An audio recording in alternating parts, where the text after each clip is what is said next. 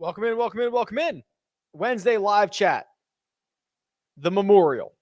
Ownership. Questions. Answer. Bets. Honestly, whatever you want. Live golf. The match. There's a ton of stuff going on. Whatever you want to talk about, this time is yours. We're presented by the boys over at Jock Market. Talk more about them in just 1 second. And we got to be snappy. We got to be on time today because I'm going to the match. So I'm leaving right after this.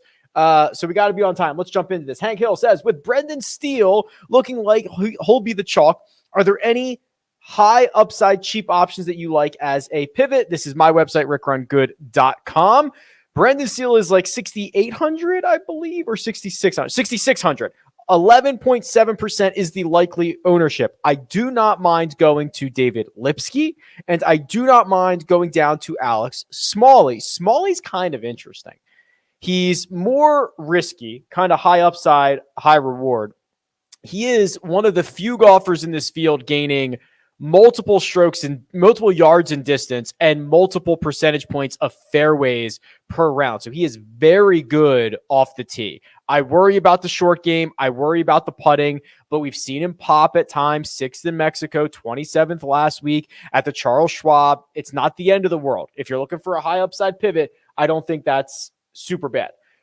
Hayden says, I have to ask about the elephant in the room, Rick. What are your thoughts on the Live Golf events field? And also, what do you think the PGA Tour will do to punish the guys that are playing?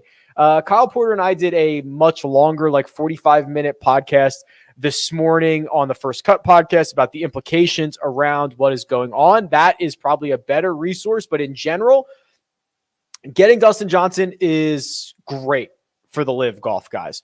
The field otherwise, almost exactly what we expected and very bad. Now, there is kind of a situation where because they have the guaranteed payouts, the field being so bad is actually a good thing because I think you'll get a lot of guys that look at it and say, oh man, I can go take care of that field. As far as punishments go, I think the tour has to act swiftly and aggressively. I think they have to. I think they have to say minimum, it's a year ban or it's a lifetime ban because you can always rescind that, right? You could always welcome them back if it came to that. But the PGA Tour does not have much leverage in a lot of these situations. So I think they need to act fairly quickly and fairly aggressively. Hey, Rick, Sungjae and Spieth or Corey Connors and Xander? Wow. All right. So I'm a big fan of Corey Connors this week just because of the way the ownership is shaping up. One bad miscut. If you start looking at a good course for Corey Connors, Muirfield Village would probably be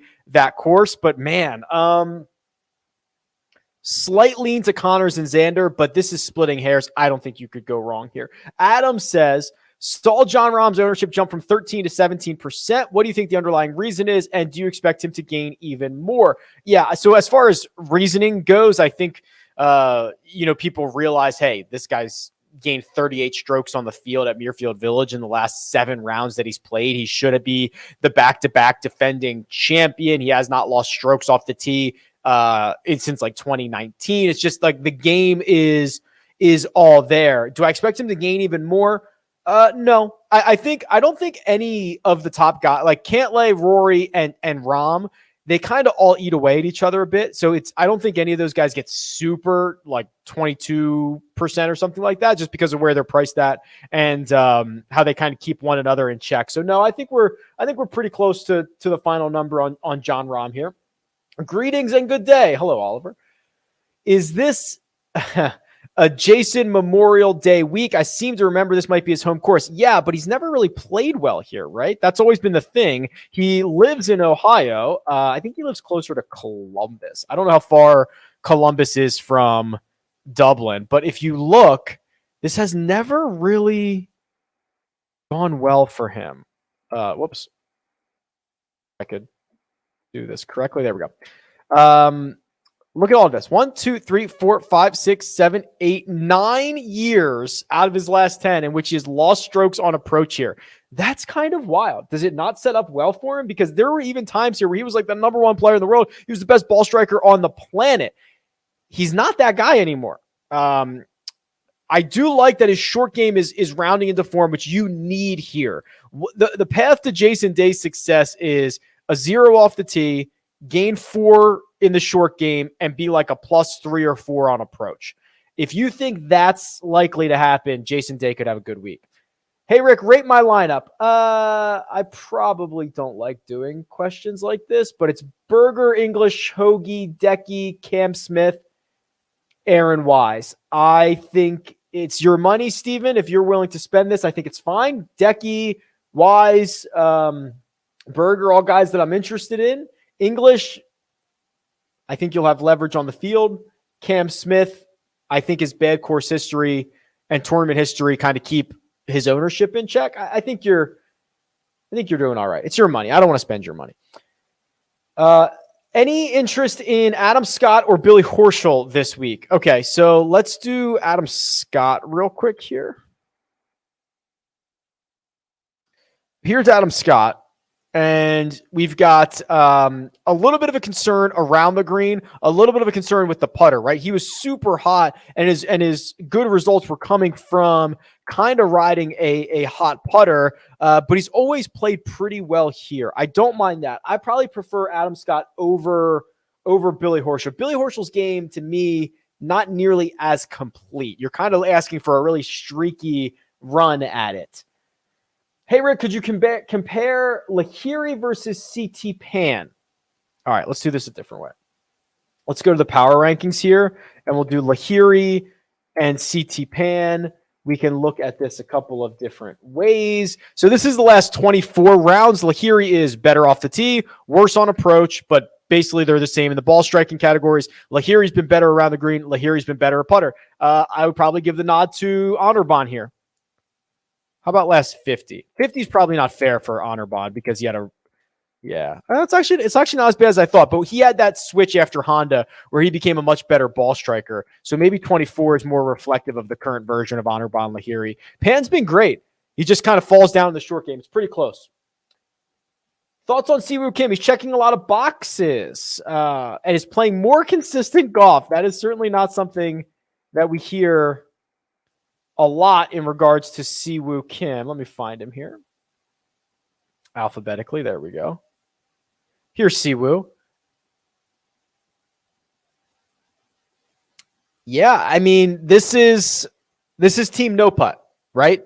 This is a guy who generally gains a ton of strokes off the tee, can spike on approach, which we know about. We've seen that countless times. The around the green play has actually been fairly sharp. It's always been pretty sharp. But yeah, he's either going to lose 4 or gain 4, seemingly. So if we're going for team no putt, I like it. There is kind of an argument to be made that statistically, while there's some pretty big undulation in these greens at Muirfield Village, it is fairly easy for these guys to putt on. It's easier to see the break. Poor putters have generally been fine here. So I'm always team no putt, but I think this week more than most, team no putt is certainly in play. Hey, Rick, hope all is well. Looking for a super sleeper. Oh, boy. What would be a good top 2 in strokes gained approach? Not sure I know what I'm looking at using the custom model. Okay. Well, so there's a couple different ways you could do this. You could go to the custom model, or you could just simply go to the cheat sheet here. And if you want a super sleeper, let's call it guys in the $6,000 range. Last 50 rounds, sort by strokes gained approach. Luke Donald, but look at his off the tee stuff. He's losing more there. So find somebody who is positive in both of these categories. So you get Lucas Glover, who's gaining like 7.78 in the ball striking categories. You have Johnny Vegas, who's gaining 0.8 in the ball striking categories. My homie, Brendan Steele, same thing. That's nearly a stroke. That's a stroke per round in the ball striking categories. Ryan Palmer. So that's one way that I could do it. If you wanted to do it in the custom model, you could just go and put like all of your weights into the 2 ball striking categories and see how that shakes out. Hey, Rick, doing a high dollar single entry. Do you like Iman, Kirk, or Young and Reed? Ooh, again, very, very close. Young and Reed probably have more win equity. I would go that route. Is top 20 good enough for a golfer that costs $8,500? Thinking of Berger's realistic outcome, do you think he's a better Jock Market play? I definitely think he's a better Jock Market play because that is, I think expectations are going to be pretty low. And all you're asking him to do, all Jock Market is this golfer going to beat his expectation? And the expectation is set as his IPO price. So I imagine tonight when we go through the IPO, Berger's not going to be very popular. I'd also keep an eye on like Corey Connors, guys that are coming off of missed cuts or down weeks or whatever that might be. I would say he's a better Jock Market play. Which, speaking of which, while we're doing it here, we might as well just hit it right now. Jock Market is stock market DFS, so you can buy, sell, trade shares of athletes. You can short shares of athletes. IPO shorting is coming, which is kind of crazy. So instead of buying shares during the IPO or bidding on shares, you'll be able to short shares, which is going to be a lot of fun. So you could actively fade different golfers. So last week, Brendan Todd sold for $3.76 a share on Wednesday night. That was his expectation, $3.76. Well, he finished third and got $18 a share per the payout. So he made you $14 a share. So this is just a completely different way to play fantasy golf. And it is really about having your finger on the pulse of what's going on in the market, right? It's all about expectation. You're going to have guys like Jon Rahm that are going to sell tonight for over $9 a share. And you're going to have guys that sell for $2 or $3 a share, and they can both make you money. And they just have to beat their own expectation. So you can use the code Rick, get yourself a deposit match. There's a link in the description. It's a ton of fun. Where are the meteorologists at? Asked TJ. How's the weather? What wave has an advantage? Yeah, everybody's very good at predicting that. I haven't seen, I'll check in a bit, but when I checked last night, I didn't see a huge thing. I think Seamus outright at 70-1 is a good value bet. Do you think he can actually win a tournament like this? I love Seamus Power, and he has been great recently, and he drives it in a way that should find success at Memorial. However, you usually see the big boys win these, right? I mean, Rahm, Cantlay. Oh, God, why am I blanking on past winners of this event? Hideki, Bryson. Finally, I was going to get there. Duffner's stolen one, too. I think Seamus Power is going to do very well. I've bet him to finish inside the top 20, but betting him to win is a sizable ask at this event. What should we expect from Harris English this week? Yeah, he's been like spending a lot of time off, right? He's been dealing with that injury. Let's pull up his golfer profile page because there hasn't been a need to really talk about Harris English a lot because he hasn't been playing a lot of golf. Yeah, we have not seen him since the Sony Open. Well, I'll tell you what, if you're willing to attribute all of this bad play to his injury, which I think is fair, I would prefer to be early because if English is healthy and he's ready to rock and roll and you get this version right here, the well-rounded version of Harris English, right? Which we saw coming. We saw this coming at the Travelers we had him at the Travelers, that 8-hole playoff. If he's healthy, I want to be early. I'm okay with, this start, seeing another one, but I think I'm quite bullish for almost immediately for Harris English. I've been really good at narrowing my original 40 guys, narrowing down, but I am making the wrong decisions to finalize my 25-man player pool. Any suggestions? That is a very generic question that I could give you probably 40 different answers on. Maybe just make your player pool 40 guys. Without knowing your process, that's impossible for me to answer. But if you're good at 40 and bad at 25, maybe your player pool should be 40. I don't know. We could talk about that, but that would be a whole hour-long thing. Are they going to let the Live Scrubs registered for the Memorial play? Yes. So I can't imagine there's going to be any action from the PGA Tour until these guys actually tee off in London. And once they tee off in London, they'll be rebels, right? And then they will be subject to disciplinary action. But the worst thing that the PGA Tour can do is jump the gun. This is just the announced field. If Swafford gets cold feet and doesn't want to play, you can't punish the guy. So they will not do anything until they actually hit golf balls. If you were the czar, which I wish I was, and could change the playoff and tour championship to incentivize guys to stay on the tour, what changes would you make? Ooh, interesting. Well, there's a lot of changes I would make to keep guys on tour that are not playoff and tour championship related. I suppose what you could do is, one, make the guaranteed payouts much bigger. I think that what the players would probably like is either more guys making the playoffs or more stages in the playoffs with more guaranteed money. I'm not sure that's great. What you could do, you could do that. You could expand the playoffs to like 5 or 6 weeks, but you'd have to work a bye week in there because these guys aren't going to play 5-6 weeks in a row if you're trying to get into the playoffs. I would almost like it where you could punch your ticket along the way. So like if you did X, Y, and Z, you can punch your, like if you make like 4 straight top 10s, you get a ticket to the tour championship, something like that to incentivize these guys to play more, where it doesn't just become who plays well in the playoffs gets to the tour championship. I don't know. I'd have to think about that. Hey, Rick, from all your videos this week, I thought Kuchar would be chalk, and for good reason. Now I'm seeing it 7.5% ownership. Any reason his ownership is so low, and where do you stand on him? I don't think I've changed from what I've thought about Matt Kuchar. I think he is a very solid play. You're getting him rounding into form with 6 straight made cuts, and he's played beautifully here. I think that when you get to his price point, there's just a lot of options. You know, Adam Scott, Chris Kirk is also there. Patrick Reed is right there. He's stuck in between 2 very popular golfers in Kirk and Reed. Then you throw in Wise. It's just, there's a lot of popular plays there, and it's keeping Kuchar's ownership in check. What's up, Rick? Is it officially time to try to get on Patrick Reed? Yes. Yes. Yes. The answer is yes. Are you buying CT Pan? 8 of the last 9 cuts made and is miscut the Players Championship. Also has good history here. Is Reed gaining too much ownership? I wouldn't let just one golfer's ownership dictate anything. So if I really need to get access to Reed, I would find different pivots. CT Pan. Let's look at CT Pan. So I thought he was more accurate than that. 95th on tour in accuracy. We know he's not very long, but he's gaining 1, 2, 3, 4, 5, 6, 7, 8 straight events. He's gained strokes on approach. This is a pretty good profile. Not going to lie. It's a pretty darn good profile.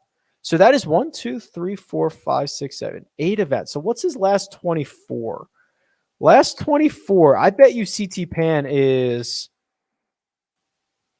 one of the top approach players in this field. Yeah, he is. Just above Gary Woodland. He's like 12th or 15th. Yeah, that's a pretty good stat profile. And when you show me that, there's probably no reason to not trust him. He's made the cut 3 times here. Results aren't great. Yeah, okay. All right, I could buy that. What's an updated model look like? Asked Mark. I probably wouldn't. I really liked what I did with the model, which was make this weird little weighted strokes gain total. I think I did something like this, right? 15 on distance, 10 on accuracy. Then I did 30 on approach. Then I did 35 around the green. And then that left me with 10. And I think I put it on putting. I think this is exactly what I did. And I don't think I would change this. I like this a lot. Rory McIlroy, number 1. Jordan Spieth, number 2. Sung Jae, Aaron Wise, Cam Young, Davis Riley, Hideki, Fowler, Keegan. I forgot to mention, somebody pointed out to me last week that the model that I ran last week, Sam Burns was number 1. Now, it was that week where there was like 5 guys who were within like half a point of one another, or maybe more than that, maybe of 2 points of one another. But Sam Burns was number 1. They're like, oh, he was number 1 in the model. And I was like, great. Because when I ran a bunch of lineups, I got a decent bit of them. I didn't get a ton of them. Oops, I lost my spot. Hold on. I can get back to it. Here we go. Do we think we see Colin, Rahm, or Spieth going to live in the next couple of years? If that happens, it would be a colossal organizational failure on behalf of the PGA Tour. These guys have committed to the PGA Tour, basically. I imagine the PGA Tour is going to have to continue to put up their defenses. I think the PGA Tour, listen, I get there's a huge charitable aspect to the PGA Tour, and that is basically why it's made. It's like a 503B, right? Don't be a nonprofit anymore. Be a company that can give a lot of money and a lot of these purses out. They can get you close to the same level of purses. You can still do a lot of great charitable things, but you don't necessarily have to be a nonprofit. I would, if Morikawa, Rahm, and Spieth go to live, the PGA Tour will not exist anymore. It would be a colossal failure. Hey, Rick, who do you think is better, Joel Dahmen or Scott Stallings? I'm 50-50 on both, $6,900. Slight prefer Scott Stallings, but not much. Hey, Rick, I have $7,500 left in salary, and Wise is already in my lineup. Do you like anybody else better than Fowler at $7,500 or below? How about Keith Mitchell? A little bit riskier, but one of the few who is just very, very good off the tee and streakier in some other areas. So if you're looking to win all the money, that's not bad. We already talked about CT Pan. That would probably be my short list. Hey, Rick, are you aware of people that are tied to agencies representing Dustin Johnson and Live Golf spamming the first cut comment section? No, I was not aware of that. With the par fives being the only holes at Muirfield Village that play under par on average, they are extremely important to score on. Do you think par five scoring is an effective stat to look at for this week? So I tend to think that when there are more of like the difficult, there's two ways to look at it. You can either say that's the most important, or what about like the 10 par fours that are going to be playing hard? Wouldn't that be more important? Wouldn't the better players separate themselves there? Kind of different ways to look at it. But if you're really curious about the best par five guys, that would be like, well, if you want scoring average, I guess, that would be like these guys. Smith, Cantlay, Spieth, Hideki, Rory, Mitchell, Homa, John Rahm, Sungjae, Seamus, Siwoo Kim, Cam Champ, so on and so forth. The worst being Lingmerth, Donald, Matt Wolff. Oh my God. If Matt Wolff is the third worst in this field in par five scoring, that is very, very troublesome. Interesting.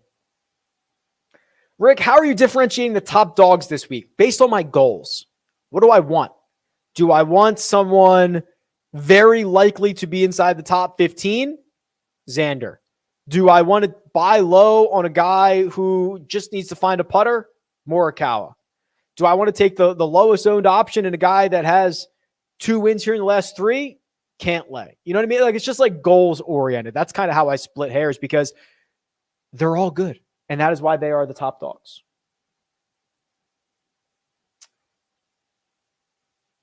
So glad to be on summer vacation. Oh, Brent checking in live. Couple of questions.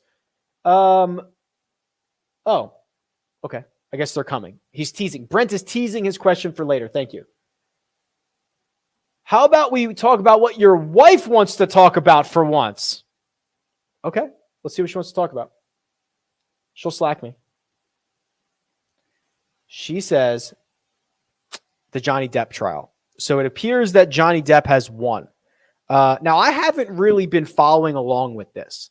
However, according to Twitter, I guess Amber Heard did not really come out looking great from all of this. I'm not really in a position to speak one way or another, but as of right now, they're still reading the verdict.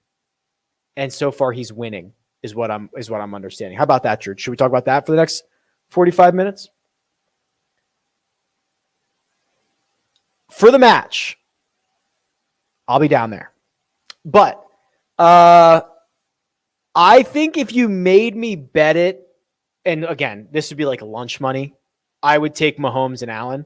So there's a couple of things with these matches. They are incredibly volatile. When you only play 12 holes and the formats are wonky and these guys have people in their ear and they're wearing mics and they're trying to figure it out, they're trying to be funny, it's a very volatile format.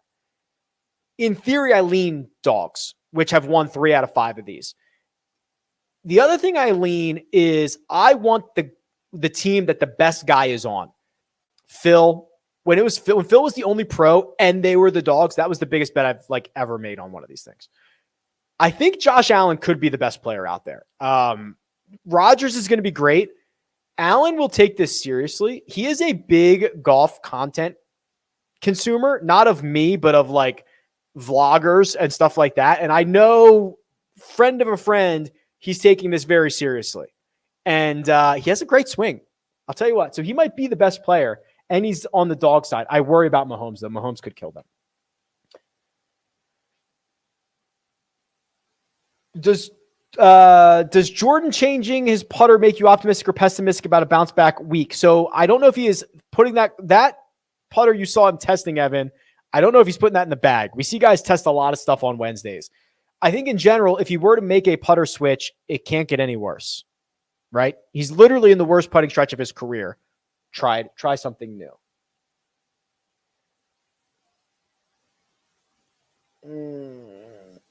Oh, okay. So this is kind of interesting. So not a lot of conversation about Shane Lowry, or at least not as much conversation about Shane Lowry as there should be, because Lowry's been awesome. Okay. Go to the power rankings. Look at the last 24 rounds. Everyone in this field, Rory McIlroy, Shane Lowry. Last 36 rounds, Shane Lowry, number one. Last 50 rounds, Shane Lowry, number one. Last 100 rounds, Shane Lowry, number four. You get the idea, okay? He's been very good for a very long time. He is gaining basically across the board. He's been nearly dominant. Let's look at his results here. Yeah, look at this. 2 top 15s in his last 4, T6 last year. Gained across the board there. Yeah, let's go. Let's go. He's back on bent grass, which he's historically, it's his best surface. He's not great on any of them, but that's his best surface. How about that?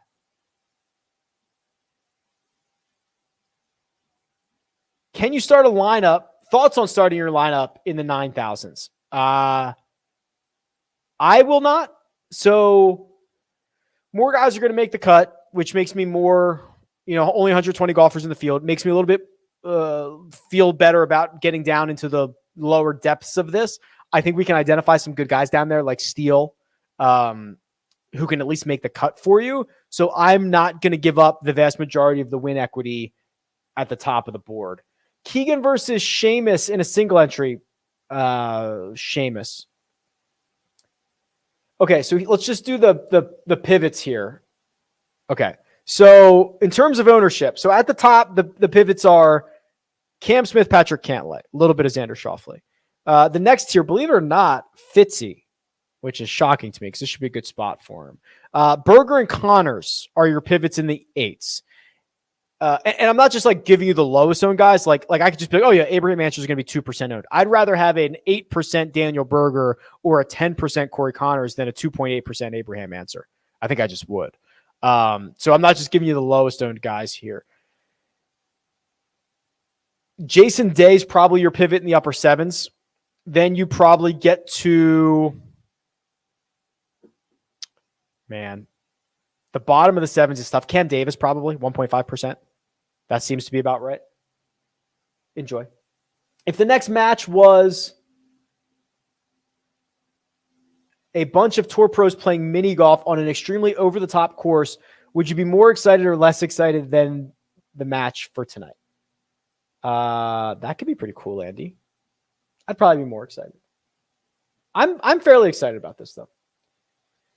Any interesting pivot plays for one and done? Okay, so I think if you still have Rory McIlroy available, now's the time. You've got great form. You've got an improved aspect of his game, which is the short game, the around the green play, which has troubled him at Muirfield Village in the past, but now he's in the midst of his best year ever. Cantlay, I would not mind. I suppose the real pivot would be like a Cam Smith, Xander Schauffele. I think Xander gets used a lot early in the year. And then people are always a little bit worried to use him at majors. He's kind of in that weird, awkward phase. So I think those two are probably like the low-owned guys.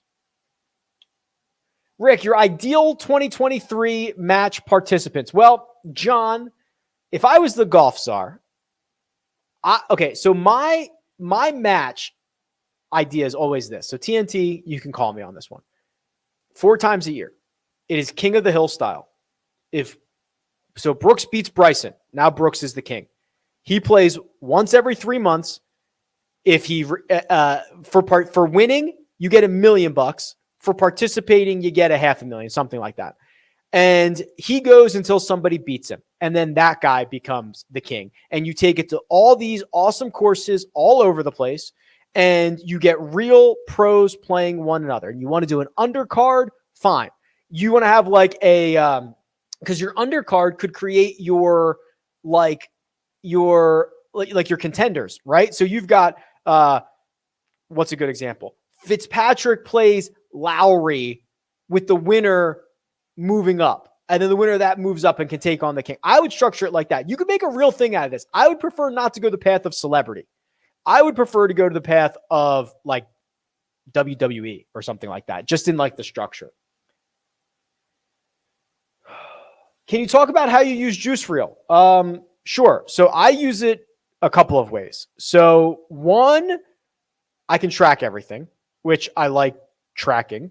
So Juice Reel is an app you download, and I've always tracked all my golf action. I've never tracked my like other sport action. So it syncs with your sports books, so I don't have to do anything, and it tracks all my stuff. The fact that it tracks and syncs, it knows if I'm a good bettor or not and what I'm good at, and it knows all the other users and what they're good at. So when I go to look at like a Major League Baseball game tonight that I know nothing about, and I click the insights, and it says 75% of the sharp users on Juice Reel are on this side, I go on that side. Right? Like that's kind of simple. And it's not just guessing at who the best guys are because it's syncing all the history it knows. So those are the two biggest things for me. And then for golf, just line shopping. Line shopping works. So you can download it. Actually, this is a good time, Clinton, because I'm going to take a quick breather and take a drink, and Armina's going to run the Juice Reel ad. I've recently started using Juice Reel as a way to track all my bets in real time. Since I can sync the app to all my sports books, I don't miss any wager, and I've learned a ton more about my betting habits. There are built-in line shopping features, so I know that I'm always getting the best lines available, and once the game starts, I can see the value of my bets fluctuate in real time with the scoring so that I always have an understanding of my expected value. The performance analytics have made me much more knowledgeable about the bets that I have the most success at, hint, top 10s, and there's no going back for me. Download the Juice Reel app with the link in the description. How can driving accuracy be so important here when there are only 3 players in the top 25 who were top 10 in driving accuracy last year? Numbers tell me you can be not accurate as long as you make up for it with around the green. Wow. Okay, so there's a lot to unpack here. So, one, just go read the quotes. And the guys who will talk about being in that 4-inch thick rough and how difficult it is. There is also a bigger difference between playing out of the rough and out of the fairway here than basically any other course on the PGA Tour. Also, I don't like the way this question is framed. Phoenix Antique Frames. Maybe you should check your framing because this is such an arbitrary, like to say there were only 3 golfers in the top 25. Why top 25? That's an arbitrary number. Who were in the top 10 of driving accuracy last year. Why top 10? Those are arbitrary numbers. How does that compare to other tournaments? How does that compare everywhere else? So, obviously there are ways that we can skew, the metrics to go in our favor here. But to me, this is a golf course that you're right though. You do need to be great around the green. The closer you get to the pin, the harder this course becomes. But playing out of the rough, both the players will tell you is more difficult by a mile than other places. And the stats will tell you the same. And when those two things line up, you gotta believe it. Viktor versus Hideki for one and done purposes. Hideki. I think there's going to be better spots for Viktor down the road. McCarthy versus Fowler. Probably Fowler, which is crazy that I just said that.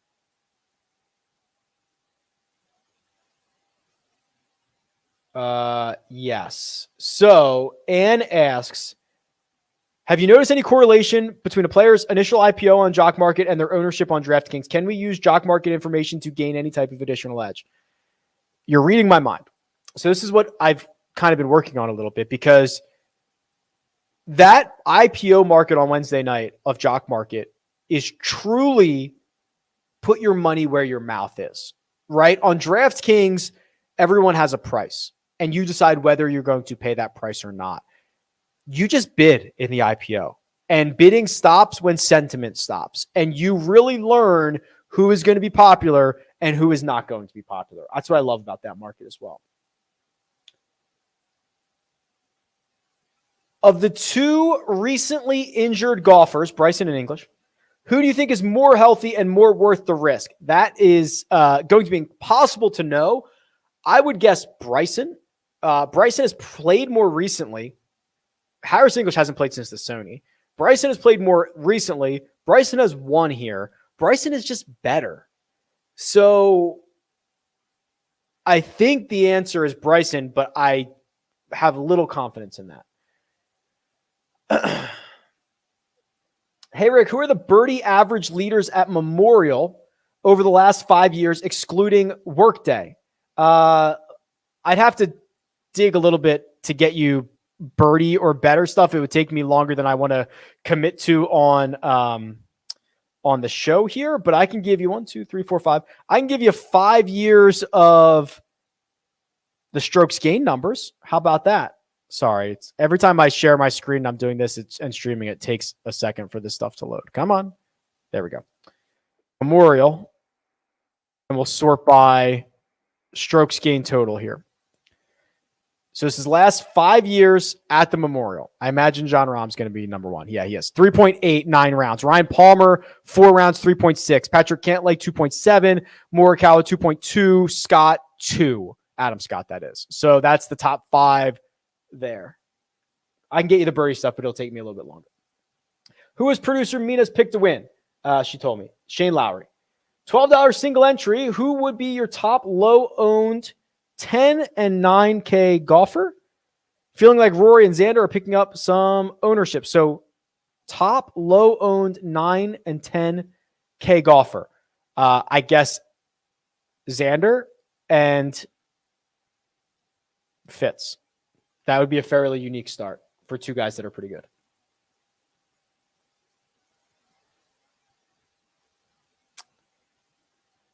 I've answered some of these. HV3 lost me so much money on Jock Market, but you and everybody else, for sure. From this field, who has the most wins? Rory? Yeah, right. Rory's got what, 20? Did he get to 20 yet? Probably nobody else is even. Well, Spieth's got 13 or 14. That's got to be the next closest. Rahm's got, what, 7? Is there some old guy? Maybe Adam Scott. Like, am I missing an old guy? No, Adam Scott doesn't have that many. Patrick Reed's got like 10. Day's got a bunch.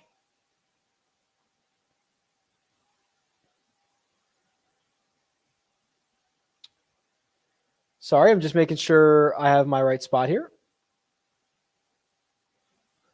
Will we ever see Wolf at $6,500 again? Unfortunately, maybe. Yeah, man. Like he's just not been good, right? So let's go see Matthew Wolf here. This is the cheapest he's been, I'm sure, in quite some time, right? Come on. I hate this. When I share my screen, this thing wants to slow down on me. There we go. Okay. So, load for me. I'll answer another question while we do that. Willing to go back to Harmon this week? Yeah. So those guys that are like, missed, like Corey Connors, Brian Harmon, like I'm going right back to these guys. Looking at the betting board, do you agree with your odds checker counterpart that the winner comes from 40-1 or shorter? Do you have some longer guys you like? I tend to agree with that. I think sometimes you get, 40 is tough because like places where I can bet that out here will have like those same guys at 60-1. So like, I don't want to just draw the line on it because kind of if we're not all using the same lines. But yeah, I think you need to be a very talented golfer, and in this field, 40-1 or shorter is likely to be the case. If I was going to bet anybody longer, they would probably have to have some winning pedigree, like a Patrick Reed or like a Jason Day, right? Like you'd have to have some legitimate win equity. Okay, let me go back to this here. All right, so Wolf is 6,500 this week. He was also 6,500 at the Masters. Missed the cut there. But that is basically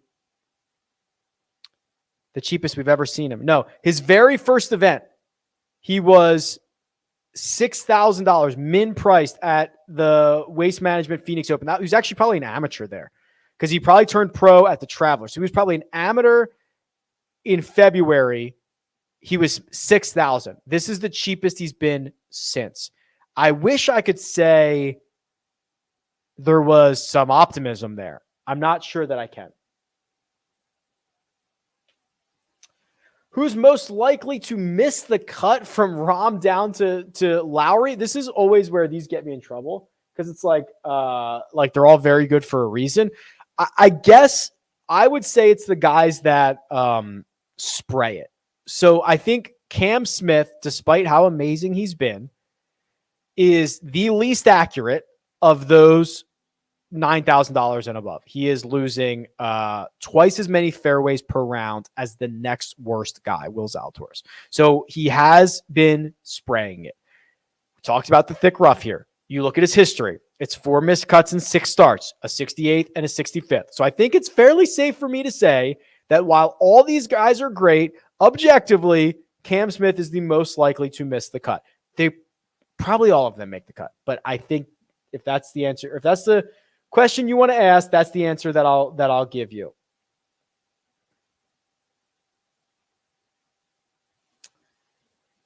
Hey Rick, what is your take on young guns with limited or no course history? Cam Young, Davis Riley, Mito Pereira.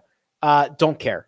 The crop of golfers that we've seen pop up on tour have proven that it doesn't matter, right? Cam Young, Davis Riley, Mito Pereira, all their success this year has come on courses they haven't seen before, right?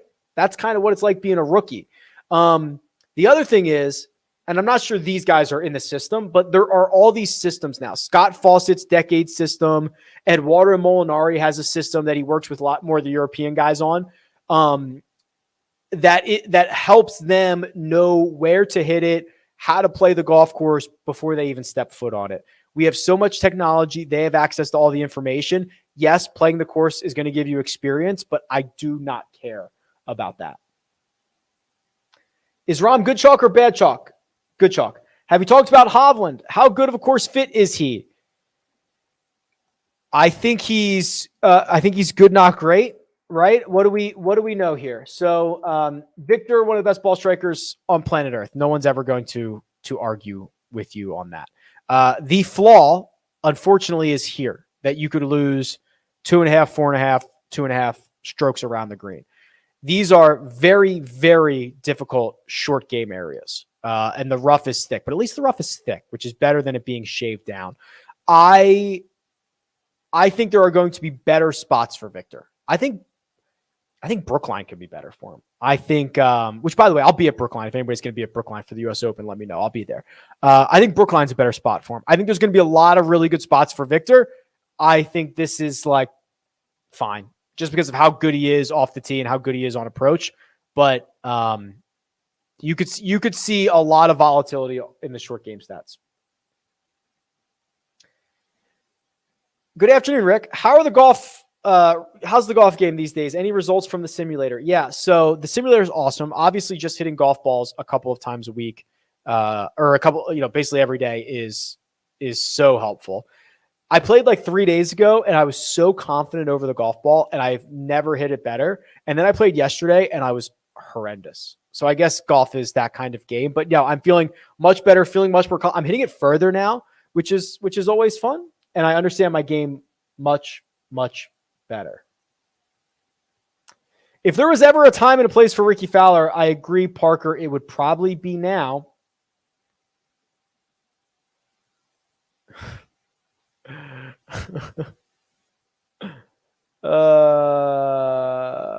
Odds on the match, Lack versus Rick. He would be minus 300. Andy's like a 3, isn't he? I'm like a 7.5, and a very volatile one at that. I would not play Bryson in a single entry. So I want to be early on Bryson. I was really hoping for him to miss the cut last week and then come here. But I quite honestly think single entry is a bit too risky. If you play him even in a 20 max and you play him in one lineup, you are likely overweight to him on the field. I would almost rather bet him outright. I don't think he's going to do it, but I think honestly a single entry tournament is the riskiest place to deploy him. And even in a 3 max, one lineup, you're definitely going to be overweight on the field. Yeah, you don't have to do much, but I can't. Hey, Rick, what total ownership do you use? So I'm assuming like when you run, you're talking about like when you run the model at RickRunGood.com, like what's your max projected ownership? I like between 60 and 80. That's generally me. I kind of tinker with it from time to time, depending on how soft the pricing is and kind of some of the other lineups that it pumps out. Yeah. Who did you bet this week? I, believe it or not, have not made those bets yet, and I'm going to here shortly. But what it will likely end up with is, we can just talk through this together, and I'll just pull up the board for you. So I'll bet Viktor, but that's like a FOMO every week bet thing. I'm very tempted to bet Rory, but I don't know if I will get there. I will likely bet. Man, this is actually really hard for me. I haven't thought about this yet. Patrick Reed. I will likely bet. Wow, why am I having so much difficulty with this?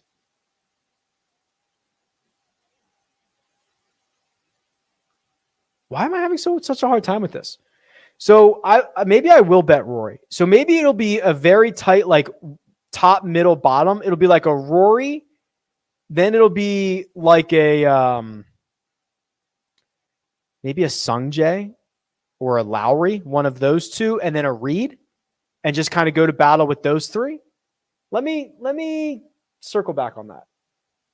I've been so busy this week with all the live golf stuff that I've not considered getting my bets in yet. I finally got my one and dones in just like an hour ago.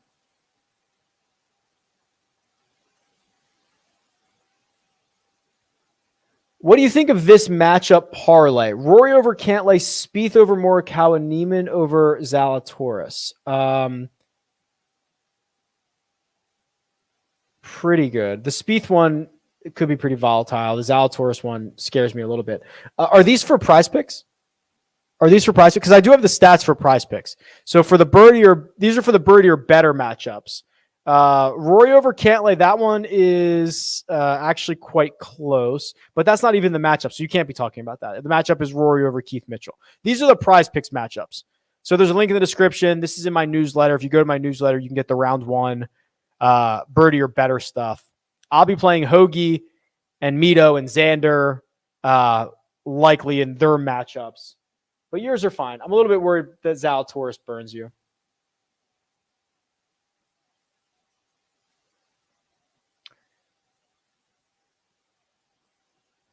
Does Hideki having one of his worst putting performances on the renovated greens last year put you off? I'd be lying if I said it didn't bother me. But I don't. I mean, listen. You know, one year for a notoriously bad putter who is actually putting much better now than he ever has. I'm going to say does not worry me all that much. I'm looking at this card here. I'm trying to figure out this betting card. So I think it'll be Rory, Viktor, then probably, God, this is so hard. Reed for sure, because I can get Reed at like 100. And then, is that it?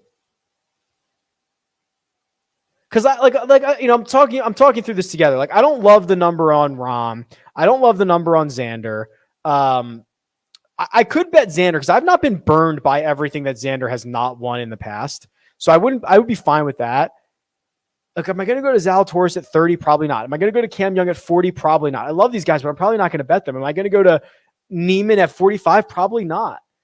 Am I interested in Berger at 60? Kind of, but probably not going to pull the trigger. This is actually quite difficult. So maybe I'll just go to battle with Rory, Viktor, Sungjae, and Reed. I don't love that. Most weeks I feel much better about my betting card. I don't really love that. Who wins a major first? Hovland, Homa, or Niemann? Viktor does. That was easy. I want to circle back to a couple of these questions here because I am at the end.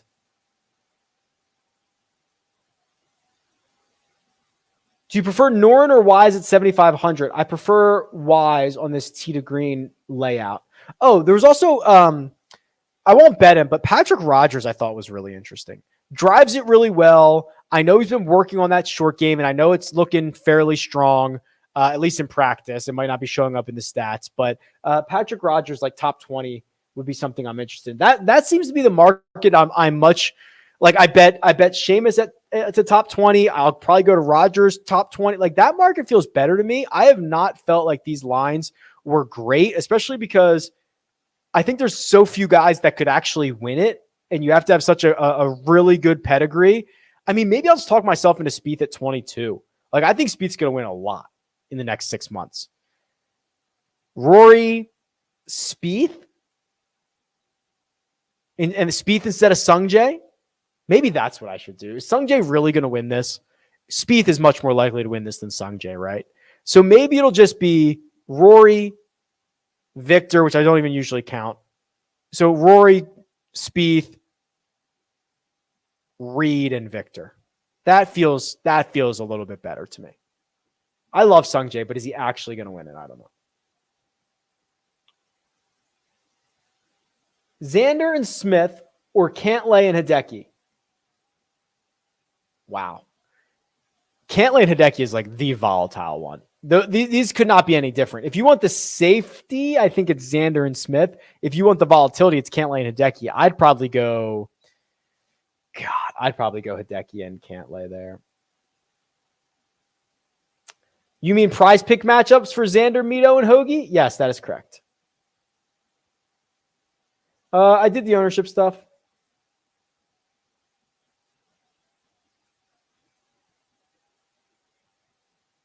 Is a birdie or better prop too good to be true? This, I don't know, Matt. Andy and I spent a lot of time talking about this, where we talked about it on the Tuesday show.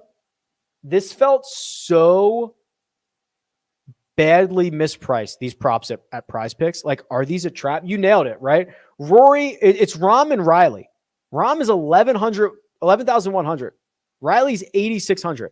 Rahm laps the field with him in birdie or better, right? Rahm is, if this was a matchup, Rahm would be minus 190. So what's the trap? Are we falling into the trap here? Or are these lines horrendous? I don't know the answer. Riley does make more birdies than you think he does. But he's also played a lot easier events than Jon Rahm has.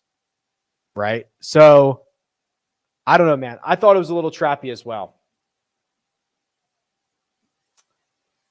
Okay. I think we're getting some of the same answers some same questions that I've already answered. So I might put a bow on this and head down to the win. Real quick, download Juice Reel. I'll see you guys tonight for the Jock Market Power Hour. The PrizePicks stuff is in my newsletter and it's in the chat. If you're going to be at the US Open, let me know. I'll be there. And I'm going down to watch the match right now. I hope you guys have a great day. If you see me on TV, tweet it. I don't know where I'll be, but good luck. I'll talk to you guys later.